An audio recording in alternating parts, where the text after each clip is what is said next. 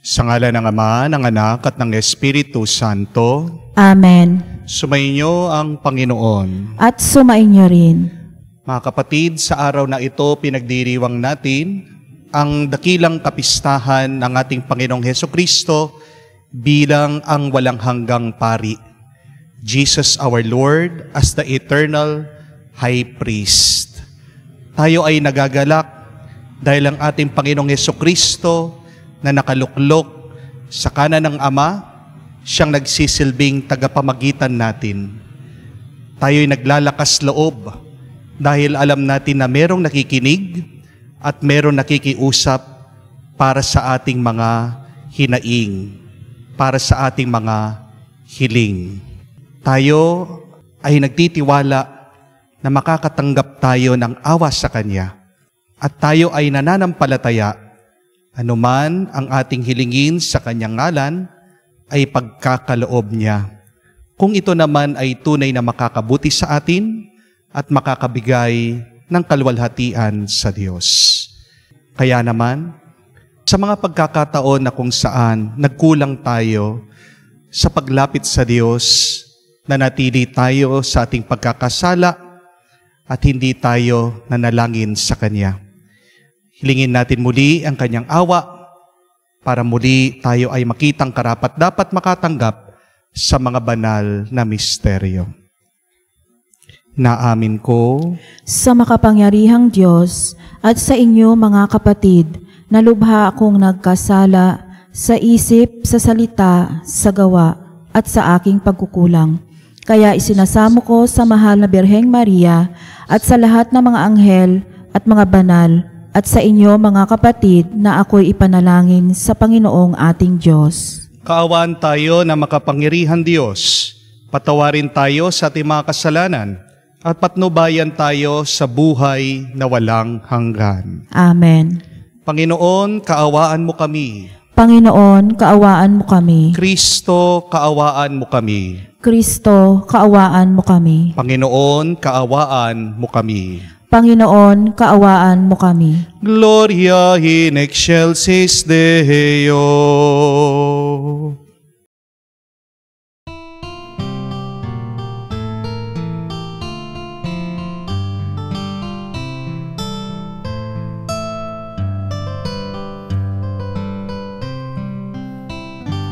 Luwalhati sa Diyos sa kaitaasan, kaloob sa lupa ay kapayapaan. Pinupuri ka, ipinangdarangal, sinasamba ka dahil sa dakila mong kalwalhatian. Panginoon naming Diyos, Hari ng langit, Amang makapangyarihan, Panginoong Hesukristo, bugtong na anak ng Diyos, Kordero ng Ama. Ikaw na nag-aalis ng mga kasalanan ng sanlibutan. Tanggapin mo ang aming kahilingan, ikaw na naluluklok sa kanan ng Ama. Maawa ka sa amin, ikaw lamang ang banal, Panginoong Hesukristo, kasama ng Espiritu, sa luwalhati ng Ama. Amen, amen, amen, amen. Manalangin tayo. Ama naming makapangyarihan, hinirang mo ang iyong bugtong na anak na maging kataas-taasan at walang hanggang pari. Ipagkaloob mo ang kanyang hinirang na maging mga lingkod para magampanan ng pagdiriwang ng pagtubos sa sansinukob ay makatupad ng may katapatang lubos. Sa pamamagitan ni Jesucristo, kasama ng Espiritu Santo, magpa sa walang hanggan. Amen. Pagbasa mula sa aklat ni Propeta Jeremias. Sinasabi ng Panginoon, darating ang panahon, gagawa ko ng bagong pakikipagtipan sa Israel at sa Huda.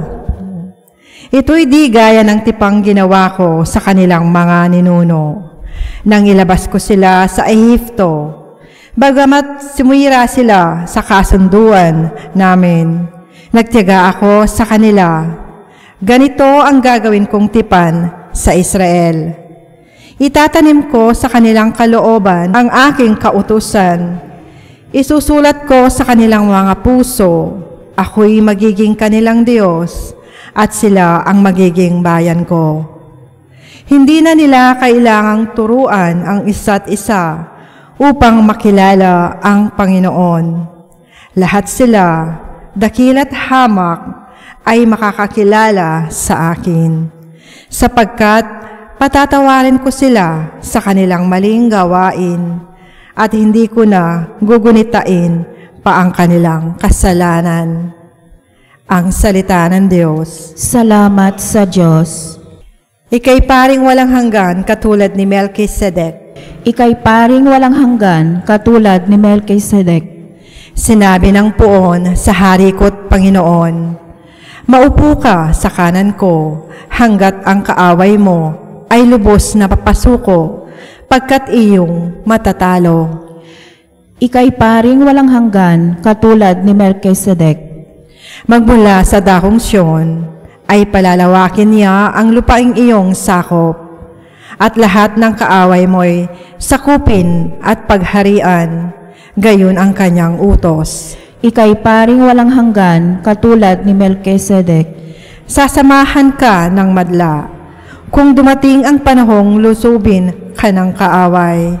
Magmula sa mga bundok, lalabas at sasamahan ka ng mga kabataan. Ika'y paring walang hanggan katulad ni Melchizedek.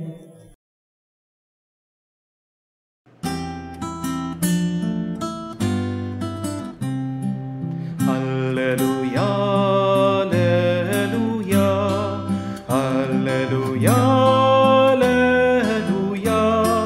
alleluia, alleluia, alleluia, alleluia, alleluia, alleluia, alleluia, alleluia. Bagamat siya'y anak ng Diyos, natutuhan niya ang tunay na kahulugan ng pagsunod sa pamagitan ng pagtitiis.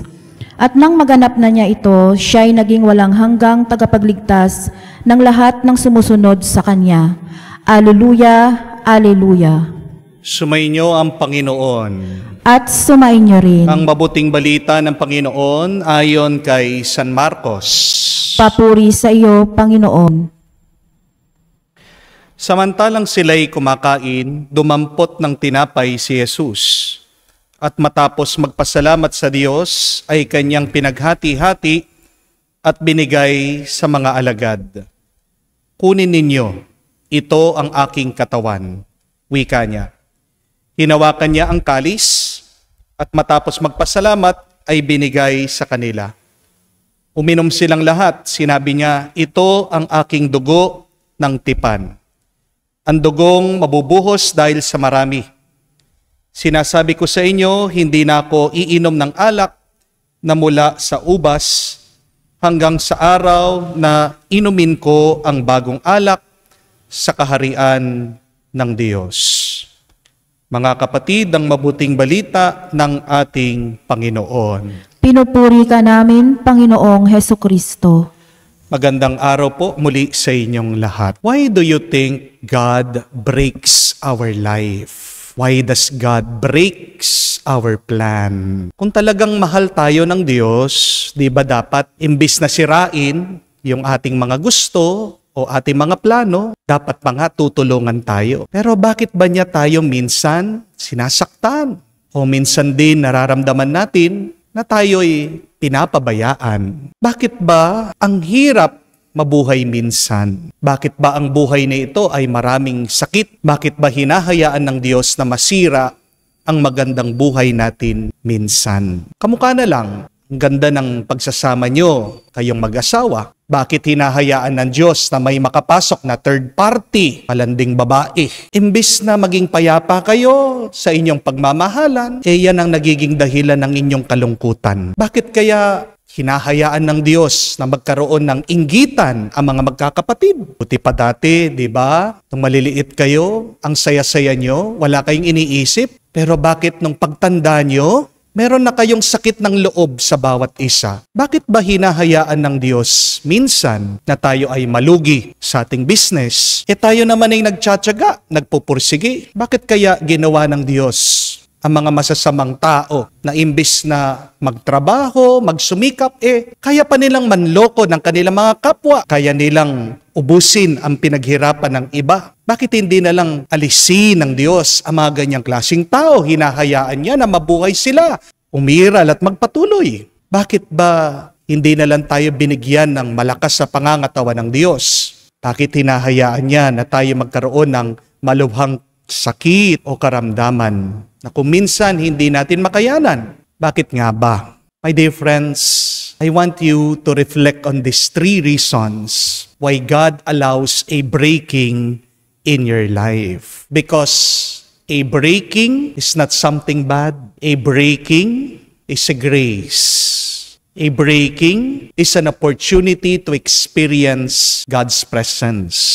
There are 3 reasons why God allows a breaking in our life. Hindi naman hahayaan ng Diyos na makaranas tayo ng pagkasira o paghahati-hati ng ating buhay kung hindi yan mabuti at nakakatulong sa atin. The first reason, God will break you so that He can enter your life. Ang kasabihan nga, sinisira ng Diyos ang puso mo para iligtas niya ang kaluluwa mo. Remember that whenever your heart breaks, is because God will enter and save your soul. Alam niyo po, ang daming nasusunugan sa panahon natin ngayon dahil po sa init at sa kasawiyang palad, marami din pong namamatay. Pero ang tanong, bakit nasawi sila sa sunog? Isa pong dahilan, dahil nakakandado daw ang mga pintuan. Opo, magandang magsara para din sa ating seguridad, pero maganda ding magbukas para din tayo'y maligtas. Mga kapatid, anuman ang nararanasan mong pagkasira sa iyong buhay, paniwalaan mo na ikaw ay nililigtas ng Diyos.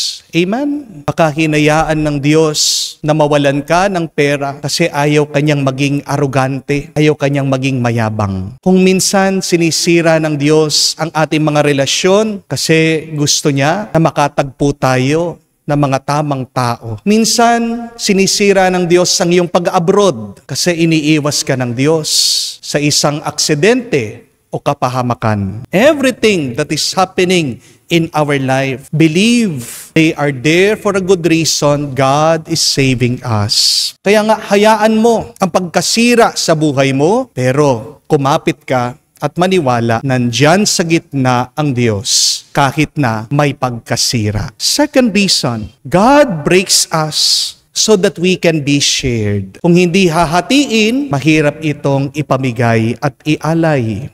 Narinig natin sa Ebanghelyo kung paanong si Jesus kinuha niya ang tinapay. Pinaghati-hati para saan? Para bigyan ang mga alagad, ang mga apostol. If Jesus will not break the bread, it cannot be shared. At ang tinapay ay simbolo ng katawan ni Kristo na kung saan sinira, pinahirapan, pinako sa krus. Pero may magandang dahilan bakit hinayaan yon ng kanyang Ama na nasa langit. Dahil sa pagkasira ng katawan ni Jesus, ito naman ay nagdulot ng kaligtasan sa karamihan. Jesus' body was broken so that His broken body can be shared to everybody for the salvation of our souls. Kung hindi hahatiin ng Diyos ang buhay mo, hindi mo maipamimigay ito. At ang buhay na mag-isa ay buhay na walang kahulugan at ito'y masasayang. Ang buhay na mag-isa ay buhay na hindi masaya. Amen? Ang pinakamalungkot na tao ay ang nag-iisa. Pero ang pinakamasayang tao ay yung kahit na wala siyang pera, binabahagi niya ang kanyang buhay. Di po ba kayo'y pinakamasaya pag kayo'y nagbibigay? Pero marami, kahit na pagkarami-rami ng kanilang kayamanan, hindi pa sila tunay na masaya. May kakilala po ako na kahit na may sakit at kapansanan, naputol po ang paa niya dahil po sa diabetes. Tinutulungan ang mga ibang may sakit at may kapansanan sa baryo. Dinadala po sa Kapitolyo, nilalapit sa munisipyo, tinutulungan po makahingi ng medical assistance. Kung minsan kahit naputol ang paa niya, siya po ang nagmamaneho. Noong natanong ko po, bakit niya ginagawa? Bakit hindi na lang siya magpahinga? Ang sagot po niya, Father, kasi alam ko kung ano yung nararanasan, pinagdadaanan, nararamdaman ng mga taong ito. Pabayaan niyo na po ko, Father, dahil po sa ginagawa ko, mas lumalakas ako. O nga naman po, kung siya'y nakakulong sa bahay, nagmumukmok, nagse-self-pity, lalo siyang manghihina. Pero humahaba ang kanyang buhay. Bakit? Dahil nakakita siya ng kahulugan. At ano ang pinaka malalim na kahulugan ng ating buhay? Ay buhayin mo ito para sa iba. Selfish people will have a short life, but selfless people will live forever. Amen? Kahit na namatay ang mga mapagbigay na tao, sila pa rin ay nasa alaala, nasa gunita ng ibang tao. Ganon sila nabubuhay ng walang hanggan. Kaya nga po, hanggang ngayon, ang ating Panginoon, inaalala natin dahil sa kanyang sakripisyo, inalay niyang kanyang sarili, binigay sa atin. So remember that, my dear friends, that when God breaks you, God only wants you to be shared. Pangatlo at kahuli-hulihan, that God breaks us because He wants to create something new. Tandaan niyo po ito. Kailangan mong pisilin ang ubas para makagawa ka ng alak. Amen? Kailangan mong ilagay sa gilingan ang trigo para makagawa ka ng arina. At ang arina ay magagamit mo pa makapagluto ng tinapay. Amen? Kailangan mo munang humukay ng lupa para makakita ka ng tubig. Kailangan muna gibain ang bundok para makita mo at matagpuan ang diamante at ginto. So my dear friends, understand this, that when God breaks you, God does not really want you to be hurt, but God's breaking is His way to expose the treasure in you. When God breaks you, God creates something new. God exposes the best in you. Kaya kahit na masakit, daanan mo, tiisin mo, magpasalamat ka, maniwala ka.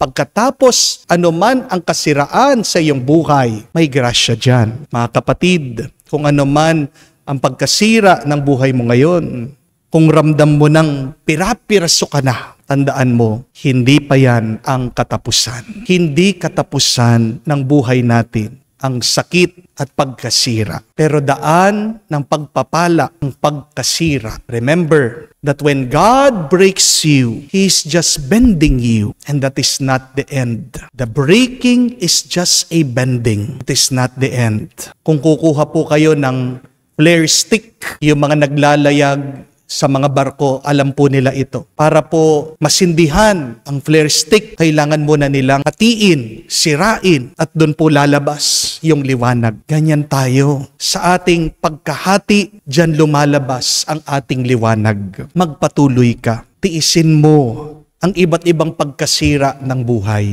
Ipahawak mo ang iyong buhay sa Diyos. Ano man ang sitwasyon at karanasan mo ngayon, siyang bahala. Hindi ka niya papabayaan. Dahil sa Diyos gagawin niya ang lahat para ikaw ay maging mabuti, maganda at mabunga ang iyong buhay. Magpatuloy ka.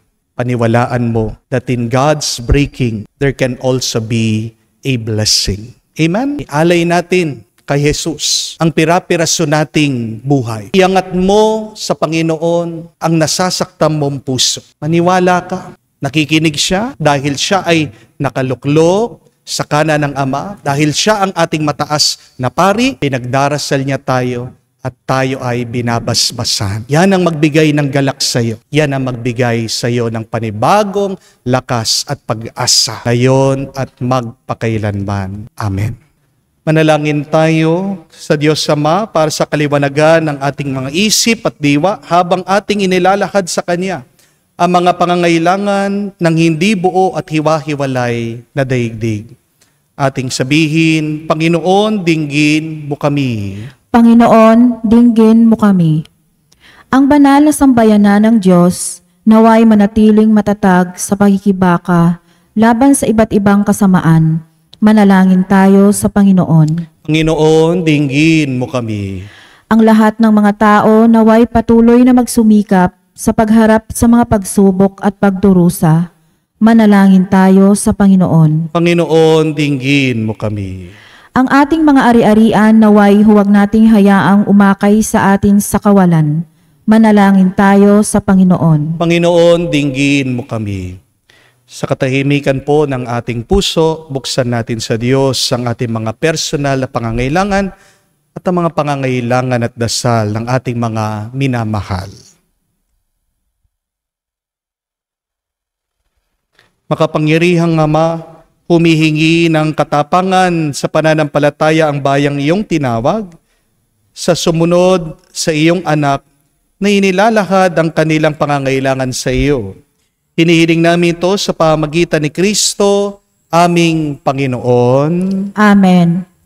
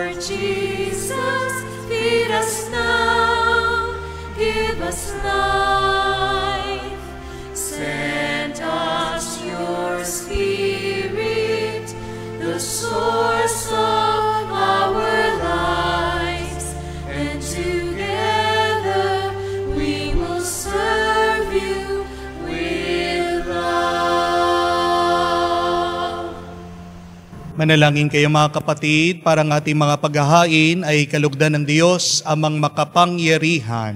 Tanggapin nawa ng Panginoon itong paghahain sa iyong mga kamay sa kapurihan niya at karangalan sa ating kapakinabangan at sa buong sambayanan niya banal.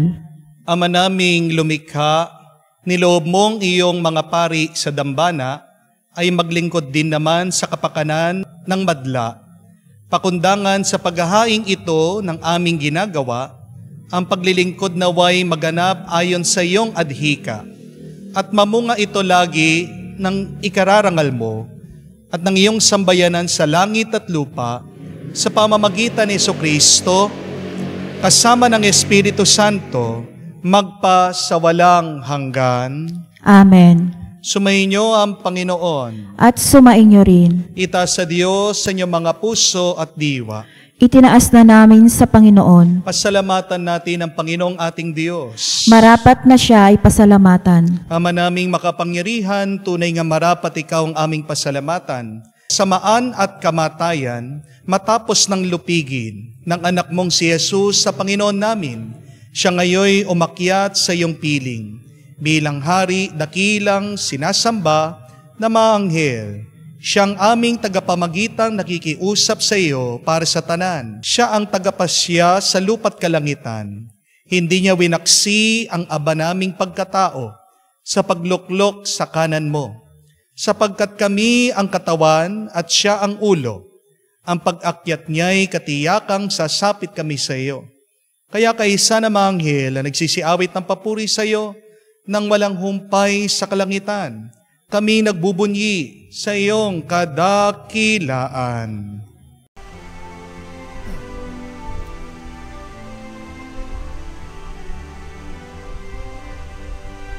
Santo, Santo, Santo, Panginoong Diyos ng mga hukbo, napupuno ang langit at lupa ng kadakilaan mo.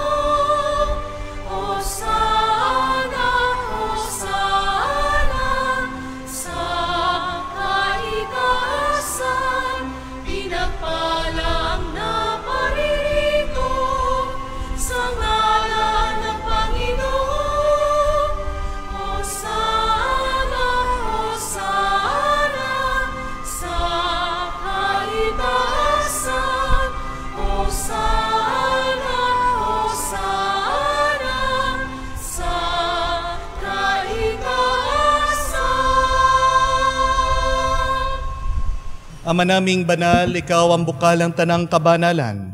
Kaya't sa pamagitan ng iyong Espiritu, gawin mong banal ang mga kaloob na ito, upang para sa amin, maging katawan at dugo ng aming Panginoong Heso Kristo. Bago niya pinagtiis ang kusang loob na maging handog, hinawakan niyang tinapay, pinasalamatan kanya, pinaghati-hati niya iyon, inabot sa kanyang mga alagad at sinabi, "Tanggapin ninyong lahat ito at kanin. Ito ang aking katawan na ihahandog para sa inyo."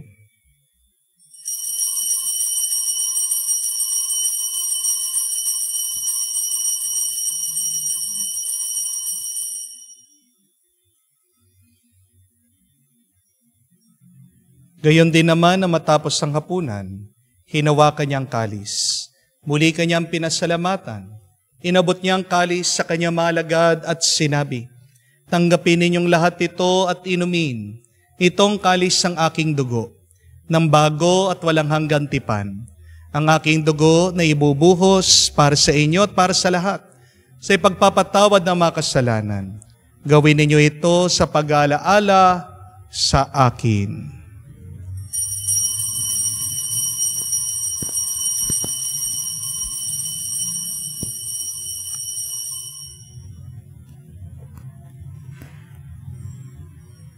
Ang misteryo ng pananampalataya.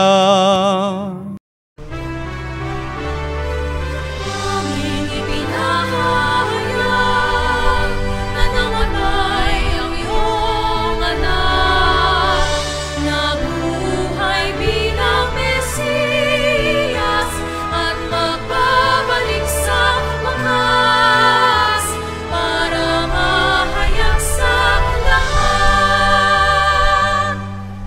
Ama, ginagawa namin ngayon ang pag-alaala sa pagkamatay at muling pagkabuhay ng iyong anak. Kaya tinialay namin sa iyong tinapay nagbibigay buhay at ang kalis na nagkakaloob ng kaligtasan. Kami nagpapasalamat dahil kami yung minarapat na tumayo sa harap mo para maglingkod sa iyo. Sinasamo namin kami magsalo-salo sa katawan at dugo ni Kristo ay mabuklod sa pagkakaisa sa pamamagitan ng Espiritu Santo. Ama, lingapin mong iyong simbahan laganap sa buong daigdig. Puspusin mo kami sa pag-ibig. Kaisa ni Francesco, aming Papa, Florentino, aming Arsobispo at ng Tanang Kaparian. Alalahanin mo rin ang aming mga kapatid na nahimlay at may pag-asang muling mabubuhay. Gayon din lahat ng mga pumanaw. Kawan mo't sila't patuloyin sa iyong kaliwanagan. Kawan mo't pagindapating kaming lahat makasalo sa iyong buhay na walang wakas. Kaisa na mahal na Birhen Maria, Ina ng Diyos, kaisa na mga apostol, lahat ng mga banal na namuhay dito sa daigdig na kalugod-lugod sa iyo. May pagdiwang nawa namin ang pagpupuri sa kararangal mo sa pamamagitan ng iyong anak, aming Panginoong Heso Kristo. Sa pamamagitan ni Kristo, kasama niya at sa Kanya, ang lahat ng parangal at papuri ay sa iyo, Diyos Ama, makapangyarihan, kasama ng Espiritu Santo, magpasawalang hanggan. Amen, amen, amen.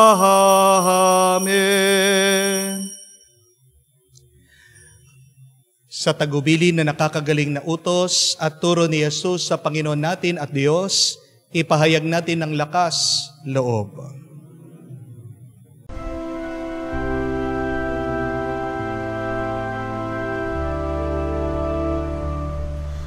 Ama namin, sumasalangit ka, sambahin ang ngalan mo, mapasa amin ang kaharian mo, sundin ang loob mo dito sa lupa, para nang sa langit. Bigyan mo kami ngayon ng aming kakanin sa araw-araw, at patawarin mo kami sa aming mga sala, para nang magpapatawad namin sa nagkakasala sa amin. At huwag mo kaming ipahintulot sa tukso, at iadya mo kami sa lahat ng masama.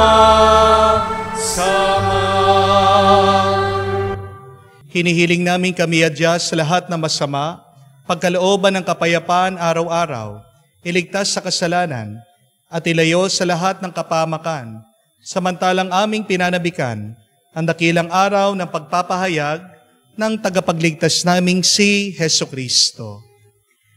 Sapagkat sa iyo ang kaharian at ang kapangyarihan at ang kapurihan magpakailanman. Amen. Panginoong Heso Kristo, sinabi mo si mga apostol, kapayapaan ang iniiwan ko sa inyo, ang aking kapayapaan binibigay ko sa inyo. Tungayan mo ang aming pananampalataya, huwag ang aming pagkakasala. Pagkalooban mo kami ng kapayapaan at pagkakaisa ayon sa iyong kalooban, kasama ng Espiritu Santo, magpa sa walang hanggan. Amen. Kapayapaan ng Panginoon ay laging sumainyo. At sumainyo rin. Magbigayan po tayo ng kapayapaan sa bawat isa. Peace with you po. Kapayapaan po sa inyong lahat.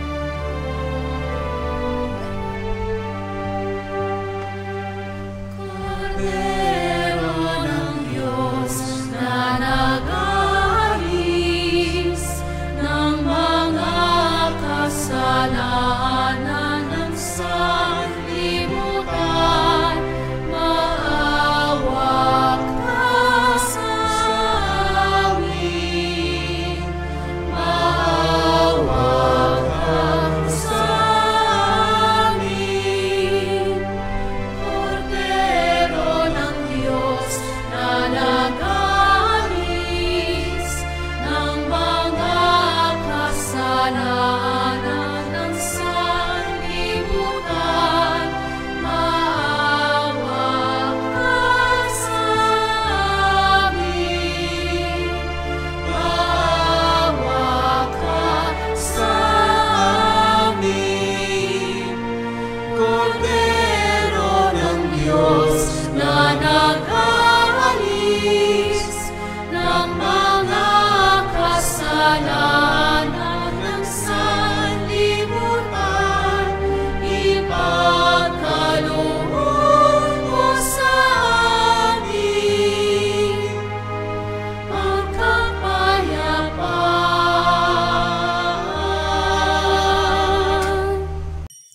Mga kapatid, naririto ang ating Panginoong Yeso Kristo, ang Kordero ng Diyos, nag-aalis sa mga kasalanan ng sanlibutan. Mapalad tayong lumalapit sa piging ng Kordero. Panginoon, hindi ako karapat-dapat na magpatuloy sa iyo, ngunit sa isang salita mo lamang ay gagaling na ako.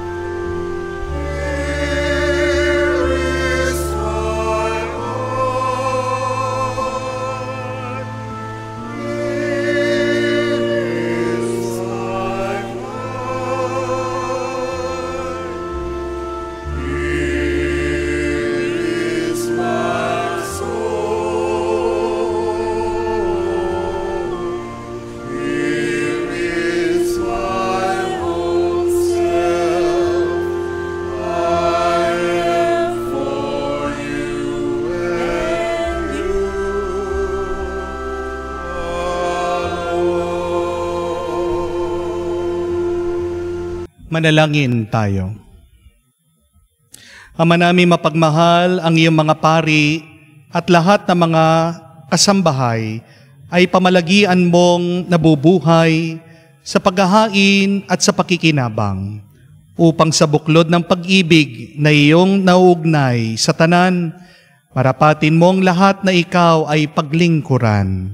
Sa pamamagitan ni Jesucristo, kasama ng Espiritu Santo, magpa sa walang hanggan. Amen. Napakaganda po ng sinabi ni Santa Teresa ng Avila that each priest is fighting a demon in their life. Bakit ang demonyo ang hilig tinitira, tinutukso ang pari ng simbahan? Ito ay dahil pag nasira ang pari, susunod ang simbahan.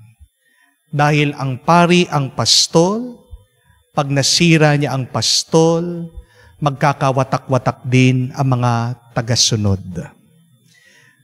Alam ko po, marami sa inyo, merong mga hindi gustong pari.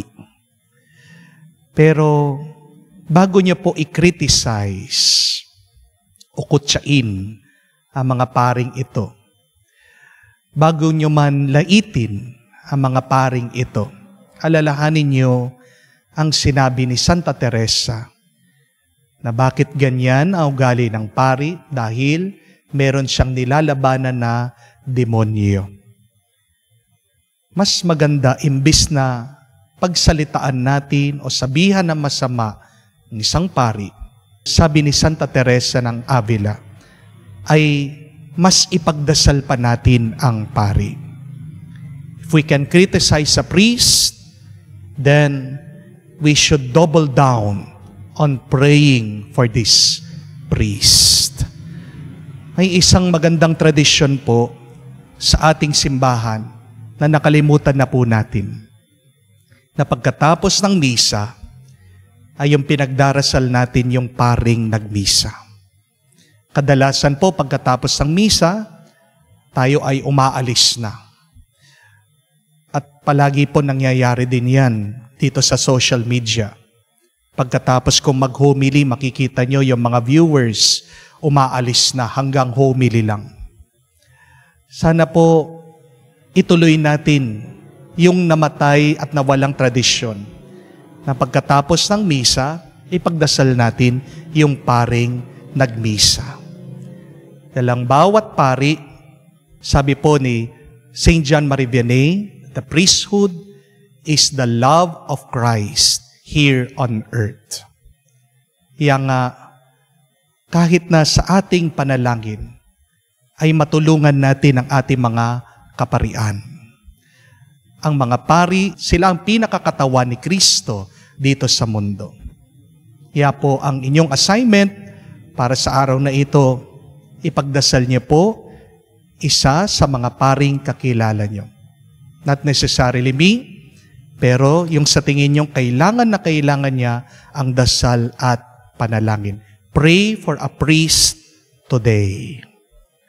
Sumayin niyo ang Panginoon. At sumainyo rin. At kayo ay basbasan ng Diyos makapangyarihan sa lahat sa ngalan ng Ama, ng Anak, ng Espiritu Santo. Amen. Ang ating misa ay natapos na. Humayo kayo sa kapayapaan ni Kristo. Salamat sa Diyos.